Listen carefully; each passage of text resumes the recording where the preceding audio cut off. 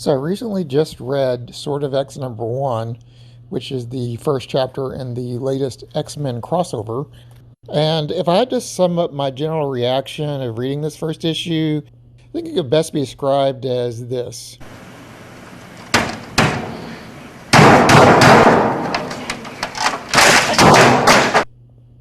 All right, before I get into talking about this specific book, anyone who's watching this video who's not kept up with the X-Men of late, over the last year, since fall of 19 till now, they've been doing this thing where Jonathan Hickman, he's been heading up this new direction for all the X titles. He's not writing all the X titles, he's writing X-Men, but he is steering this ship, I guess you could say. The general plot of the X-Men under Hickman centers around Moira MacTaggert. She has figured out the only way for mutants to survive in the future is for all the mutants to come together and form one nation. So all the mutants, and I do mean everybody, good guys, bad guys, it doesn't matter. You got the X-Men hanging out with Magneto, Mr. Sinister, Hellfire Club. As long as you have mutant genes, doesn't matter. So they're coming together and they form a nation on the Krakoa Island, which is a living island that's been around for a long time. I think its first appearance was Giant Size X-Men #1, where Nightcrawler and Storm and all of them had their first appearance.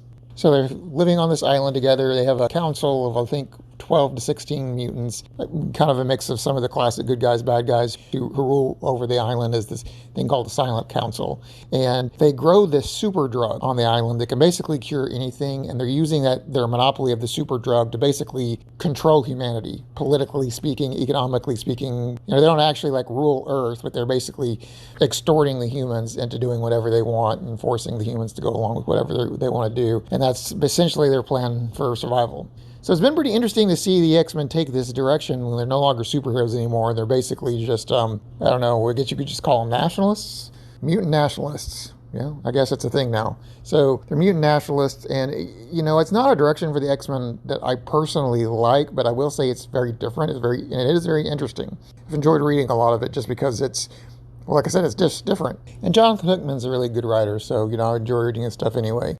So now on to this latest crossover, Sword of X. So in a way, the whole X series right now is kind of a crossover. But since they're not really titled it anything, it's just this, just this new X direction. They still want to keep the whole idea of doing crossovers going so they can, milk that train like they do every year. And, the whole crossover thing pretty much got started with the X-Men back in the 80s. So why not? So the first issue just came out a couple weeks ago, and they're basically every X book's now going to have some tie-in to this story. So what is X Swords? What's going on here? What are they crossing over all about? And let me say, as someone who sat down and tried to read this book, I can say I have honestly no idea.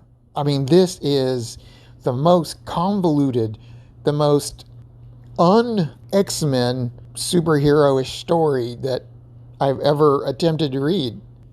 Highlight on the word convoluted. And the thing I think that just kind of hacked me off about this is I don't know who any of these people are. It doesn't even start with the X-Men. You got a big section of the books, and you're dealing with all these characters that have nothing to do with the X-Men, but apparently they do because they're part of this crossover now, and they have no history, or maybe there are some comics out there that kind of give you the background on these characters already, but they're not really well-known characters. So you got someone like me who kind of comes in and out when there's big events that I'm just totally lost. And not only am I lost, but I'm I just don't care. These people aren't interesting. So I'll tell you basically the kind of sum up what goes on in this book. So it starts in the place called Otherworld, which I guess is some other dimension or another planet. I think another dimension.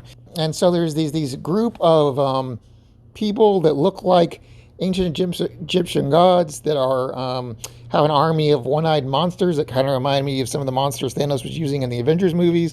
And they're attacking a citadel that is apparently the last defense of some place. I don't know. It's the other world, whatever other world is. It's the citadel is its last defense, and they invade it and they burn it down. And the king of the citadel gives up his life and tries to send out a messenger to warn somebody. And the messenger gets away, gets killed, but still gets away and gets the message. And he takes this message to someone called. Hold on a second.